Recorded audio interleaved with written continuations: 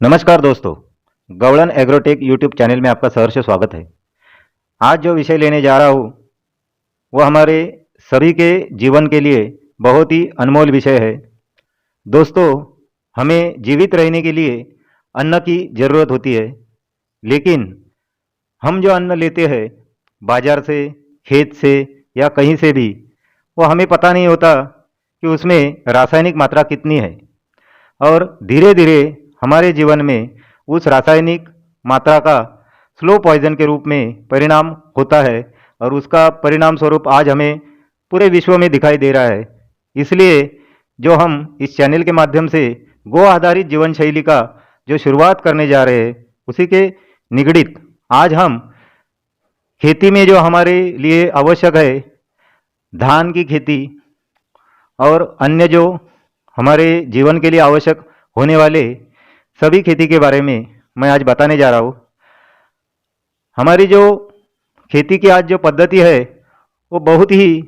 Critical condition में है, क्योंकि हमें बाजार से सीड्स खरीदी करना पड़ता है। उसके बाद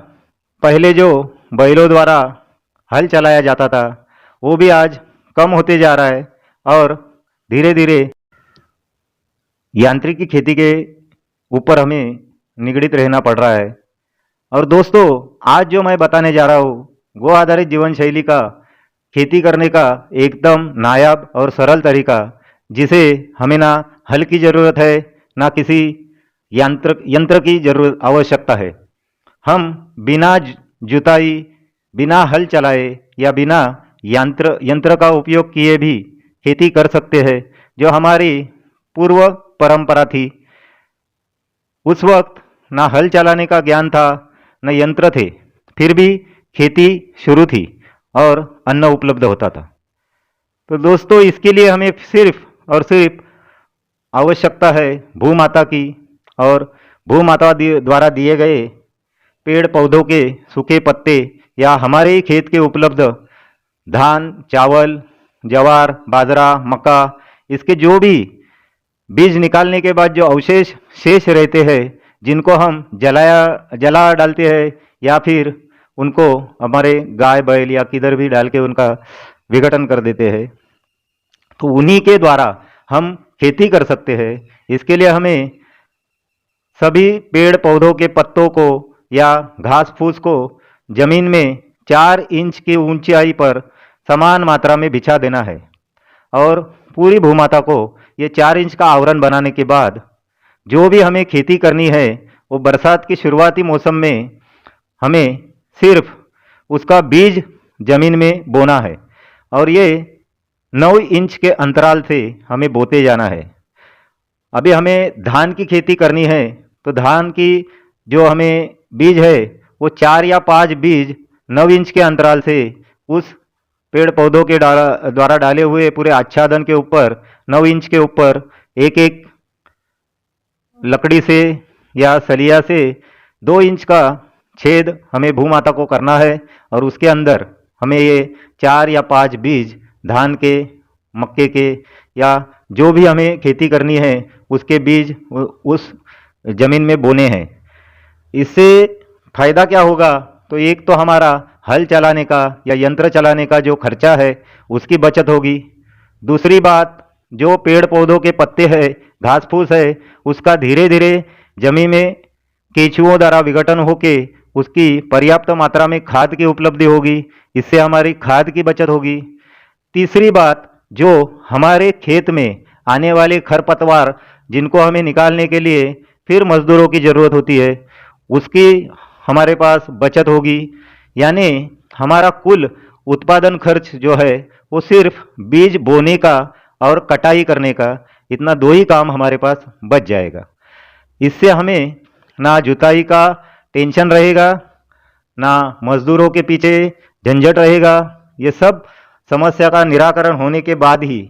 हम मानो अभी 10 किलो बीज हम अगर बोते हैं जो अभी की जो खेती चल रही है उसके अंदर, तो ये जो मैं तरीका बता रहा हूँ इसमें मात्र आपको 3 या 4 किलो बीज में उसी 10 किलो बीज का काम हो जाएगा। तीसरा हमें एक फ़ायदा है कि बीच में अगर बरसात बंद रही 4 दिन 8 दिन तो ज़मीन सूख जाती है, तो उस वक्त पानी की किल्लत होने के कारण हमारे पौधों में ग्रोथ का प्रॉब्लम हो जाता है। तो वो समस्या हमारी हल हो जाएगी, क्योंकि हमारे खेत में जो आच्छादन हमने 4 इंच का करके रखा है, तो भले धूप 4-8 दिन भी गिरी तो भी नीचे का जल का स्तर वह कम नहीं होगा, और उसके कारण हमारे जो खेत की ग्रोथ है उसके ऊपर कोई भी डिस्टर्बेंस नहीं आएगा। तीसरी फायदे की बात यह है कि हमारा जो वो पौधे 21 दिन के होने के बाद निकालना और फिर लगाने का जो कार्यकाल होता है, उसकी बचत होने के कारण कटाई का टाइम हमारा 15 दिन कम हो जाता है, और हमारे हाथ में कुल समय के 15 दिन पहले ही हमारे पास हमारा उत्पादन मिल जाता है। तो दोस्तों, ये रही हमारी एक पद्धति। अभी समझो हमारे बहुत दर्शकों के मन में एक सवाल रहेगा कि हमारे पास पेड़ पौधों के पत्ते या घास फूस का कुछ भी उपलब्धि नहीं है, फिर भी हमें बिना जुताई के, बिना हल के, बिना यंत्र के खेती करनी है, तो उसके लिए हमारे पास कोई पर्याय या ऑप्शन उपलब्ध है क्या? तो दोस्तों, यह अभी हम गो आधारित जीवन शैली की शुरुआत करने जा रहे हैं। तो आज हम, अगर हमारे पास पेड़ पौधों के पत्ते, घास फूस उपलब्ध नहीं है, आच्छादन हम 4 इंच का नहीं कर सकते, तो हमें क्या करना चाहिए? तो ऐसे वक्त में हमें हमारी जमीन पे, मान लो 1 गुंठा हमारा क्षेत्र है, 1000 स्क्वायर फुट का क्षेत्र है, तो उसके ऊपर पूरे जमीन में 1 लीटर गोमूत्र का छिड़काव करके, उसके ऊपर बाजार में आज